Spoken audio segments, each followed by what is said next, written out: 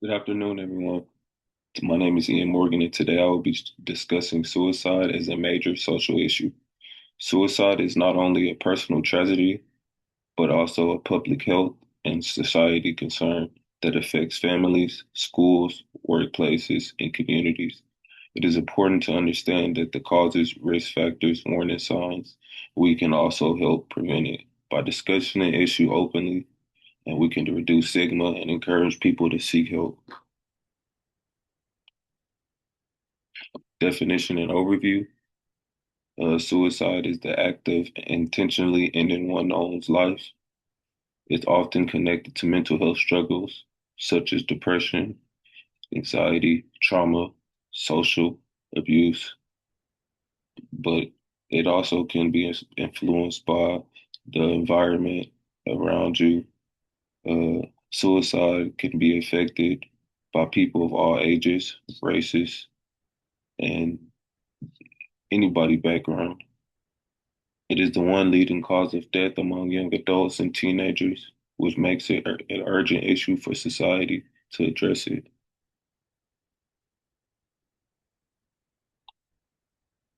There are many risk factors that contribute to suicidal thoughts or behaviors.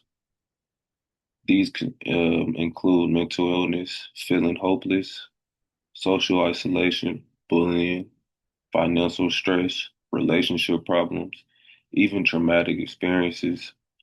Substance abuse can also increase the risk because it can impair judgment, intensify um, emotional distress. Another major risk factor is the lack of stress to mental health resources or support system. The social impact. Suicide has a ripple effect on society. It deeply impacts families, schools, and communities. Loved ones often experience grief, guilt, confusion, and even trauma. After losing someone to suicide in a school or workplace, it can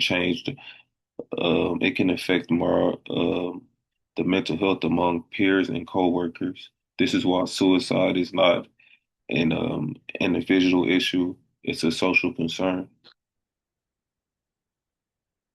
The warning signs, recognize warning signs is extremely important. So it's deeply we get to the warning signs quick. Giving away personal belongings, talking about feeling hopeless or expressing your thoughts of being a burden. Sometimes people may take those such as everyone is better off being without me. These signs should be taken seriously. Prevention and support. Prevention begins with awareness and support. Encouraging open conversation about mental health can help reduce stigma, counseling, therapy, crisis, hotlines, and support groups, all of them important research. School and communities should also provide education about mental health and copying skills. Sometimes simply listening to someone and helping them connect to professional support can make a huge difference. The roles of society. Society plays a major role in prevention. Families, teachers, friends, and coworkers all need to be aware of how to support someone in this crisis. Media represents it also important the way suicide is discussed. Either it can reduce stigma or unintentionally worsen it, promoting it, mental health education, and access to care. The research shows that suicide rates that have increased certain age groups over time, especially young adults and teenagers.